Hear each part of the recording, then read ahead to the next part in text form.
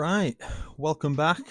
I didn't think I was going to be pulling the engine just quite as soon as I am. I advertised it on Facebook. Somebody got in touch. They wanted it pretty much straight away. So I was like, right, well, let's get cracked on. Let's get this engine out. So far, I've stripped the radiator out.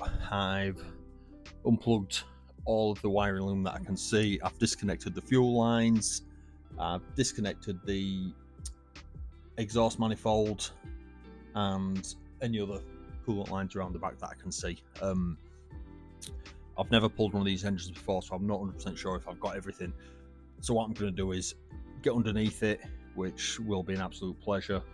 Unbolt the prop shaft and the gearbox, get the engine on the hoist, undo the engine mount, give it a little lift, pull it forward and see if there's anything else which I've missed or forgot to disconnect. Lovely little touch on this cross member here just unbolts.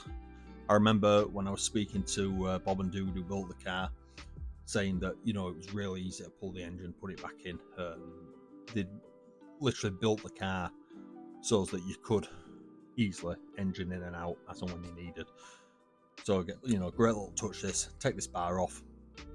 I won't even have to lift the engine. I can literally just wheel it backwards and out it will come. Hopefully, when I put my engine in, I'm not going to have to be taking it in and out all the time. So hopefully this will be the last time that this lot bar comes out. But we'll see. We'll see. I'll crack on with video, carry on trying to get this out. If you don't hear from me again, I'm underneath a Ford Anglia with a RX8 gearbox on top of me, and that's where I'll remain, until somebody finds me.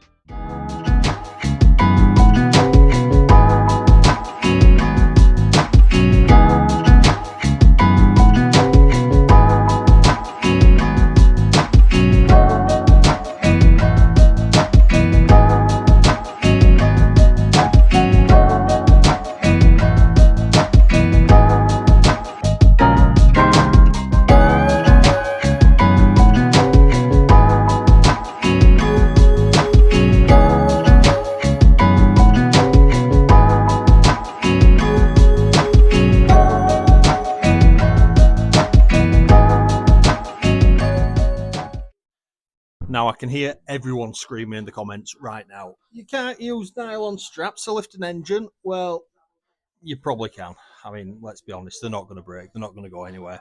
Good friend of mine, Tim, has been watching these videos. He takes his Beetle GSR engine out of his car 2-3 times a week when it breaks. And he's a frail old man with really, really brittle arms, and he lifts that thing out without a lift. So I think these straps will be all right.